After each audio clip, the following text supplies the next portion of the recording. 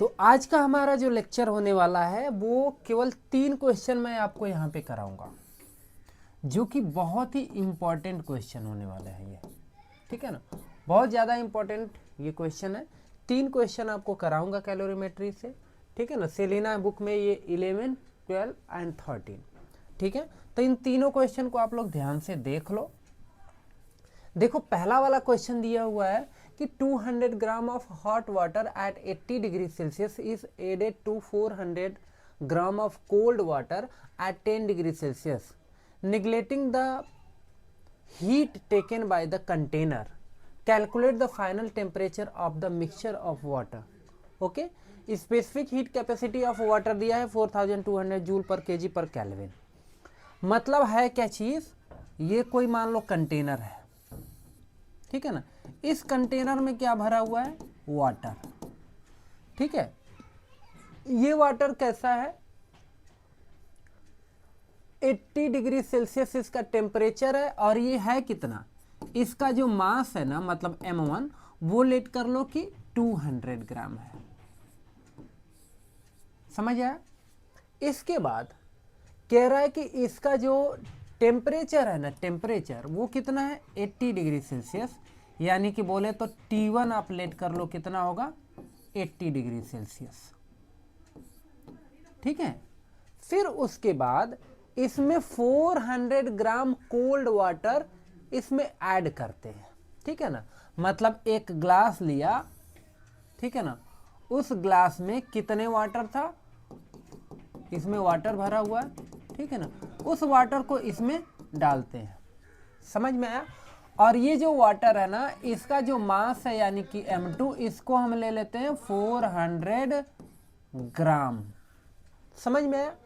और टेम्परेचर इस वाटर का अगर बोले यानी कि T2, तो वो कितना है, वो है 10 डिग्री सेल्सियस। कितना है, 10 डिग्री सेल्सियस।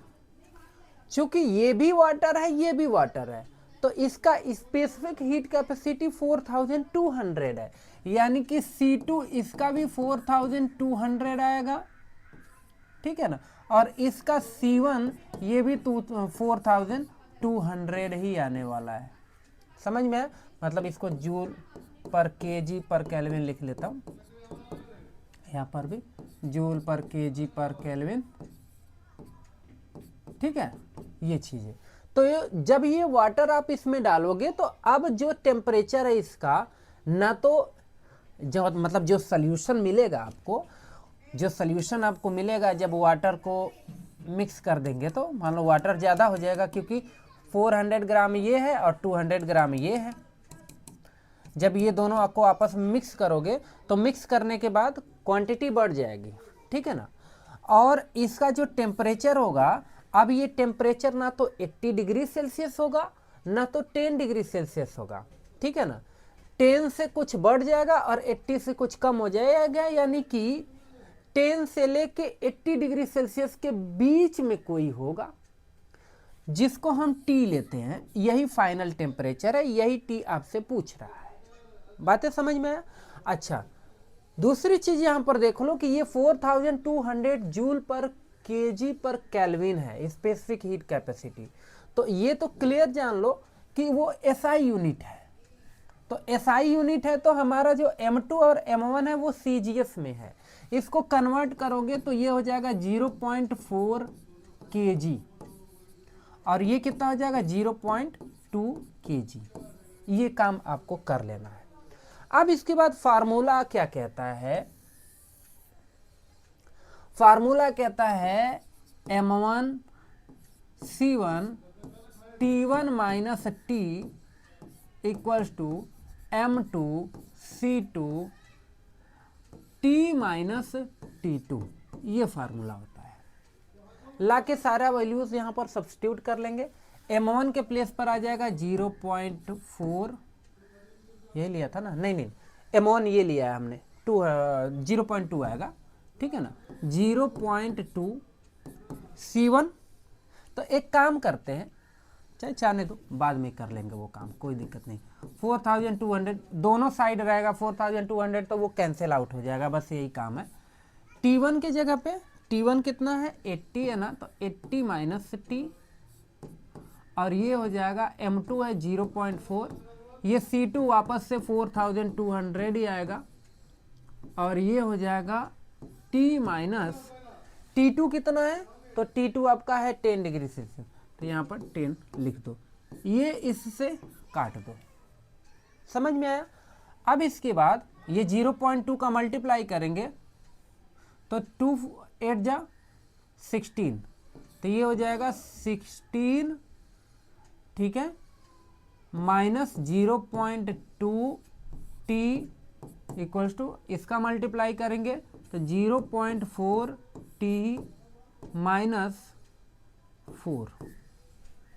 ओके, इसको इधर लेकर चला आता हूं मैं, तो ये हो जाएगा 0.2 T minus 0.4 T equals to minus 4।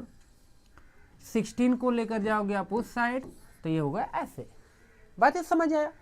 इसके बाद देखो ये दोनों के सामने माइनस है, तो ये ऐड हो जाएगा 0.60 आ जाएगा बच्चा लोग, और ये हो जाएगा -20।